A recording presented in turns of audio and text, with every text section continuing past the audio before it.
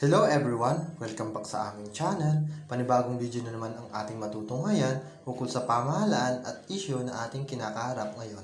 Please support our President Duterte sa kanyang magandang hatikain. Mag-subscribe, like and share para lagi kang updated sa mga issue at balita sa ating bayan. Pasok! Maligaya ako kasi ang Russia, kaibigan natin ito. Hindi tayo lang, wala tayong away sa Russia. Kaibigan natin. Ang ano nila is magbigay sila ng bakuna. Wala naman silang sinasabi, bayaran mo. Ito, tingin ko kay President Putin, tulong niya sa atin libre. Kaya ngayon, tinatanggap natin at kung ano ang supply, mag-usap pa kami kung ilan ang supply at kailangan natin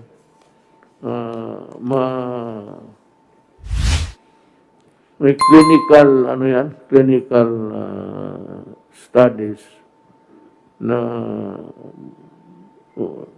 mag-injection muna tayo ng ilan, tapos tignan natin ang resulta. Ang ano niyan is, you will be given the vaccine and ang reaction ng katawan mo, kung tatanggapin ba o hindi. Yan ang ano niyan. So, there will be volunteers. Ako, pagdating ng bakuna, in public, para walang chat-chat dyan, in public, magpa-injection ako. Ako yung maunang ma-experimentuhan. Okay para sa akin. That's my... Sabihin ko rin kay President Putin na tiwalang malaki ang tiwala ko sa your studies in combating COVID. And I believe that the vaccine that you have produced is really good for humanity. Kaya ako, para ipakita ako sa kanila na tiwala ako at hindi sila nagkamali, nag-offer. Ako, pagdating, yung doktor nila o doktor natin, ako ang unang magpabakuna. Tignan natin kung pwede ba. Kung pwede sa akin, pwede sa lahat. Ngayon, kung hindi pwede sa akin, yan nga ang problema eh. Kasi, siyempre, bigay, ito libre ito. Kung may magbigay na, I do not know what country, America, you'll have to pay for it, actually. The ones are working on COVID sa vaccine sa America is Pfizer, Johnson & Johnson. Kaya malaking kumpanya. Whether or not magbigay ng libre ang Amerika, wala pa akong, hindi ko naman sinasabi na hindi, pero ang sigurado ko ang Russia. Maghanap tayo ng Russian partner dito, papiliin sila natin ng tao so that they can work expeditiously. Maganda ang takbo ng kanilang tabang. We are extremely grateful. So, maraming challenges na, pero malapit na po.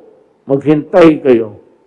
Actually, ang vaccines, they are to be distributed worldwide na yan by September, October. Bibitawan na yan nila, dandahan. With the clinical studies, and if it's completed, ilalarga nila yan. Pero dumaan na sa kanila yung the measures that would ensure that it is really safe. Tapos na yan. Kaya lang, whether or not it is safe for a particular race, kagaya na Pilipino o Chinese, hindi natin malaman unless we go into a clinical trials. Yan ang ibig sabihin dyan. So, ang akin na lang, hintay na lang kayo, kunti na lang talaga.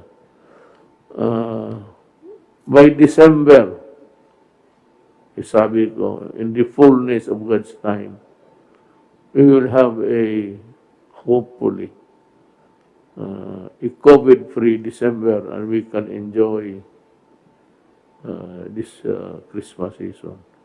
Maghintay lang kayo, nandyan na. Ang sinabi ko sa inyo noon, vaccine, vaccine, vaccine. Ngayon, ang vaccine nandito na. Ito nga, itong may sulat dito, papasalamat ako kay President Putin ng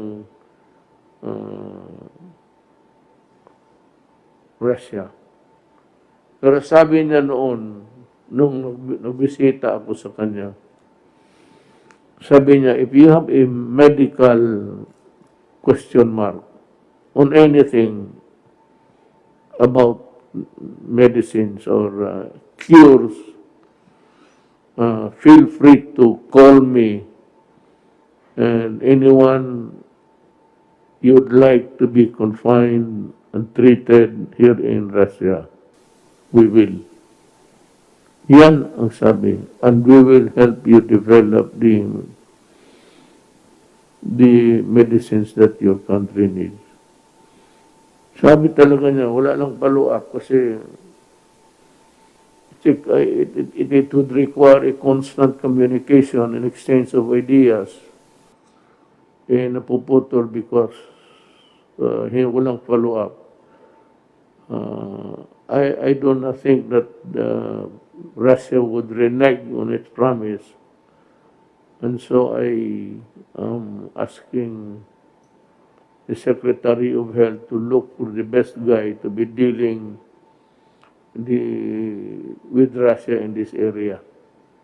The transfer of technology of the vaccine. So, nandito sa harap ko ngayon ang papasalamat. Hindi ko na lang basahin lahat. Basta, I said na galing sa puso ko, nagpapasalamat ho ako sa inyo sa mabuting loob ninyo sa Pilipino. And someday, we will makabayad man lang kami sa utang ng loob sa inyo. But I promise you that the Philippines and Russia will remain friends forever. And ako, I do not take sides in the geopolitical struggle. Basta ako, Russia. Salamat po, pipirmahan ko itong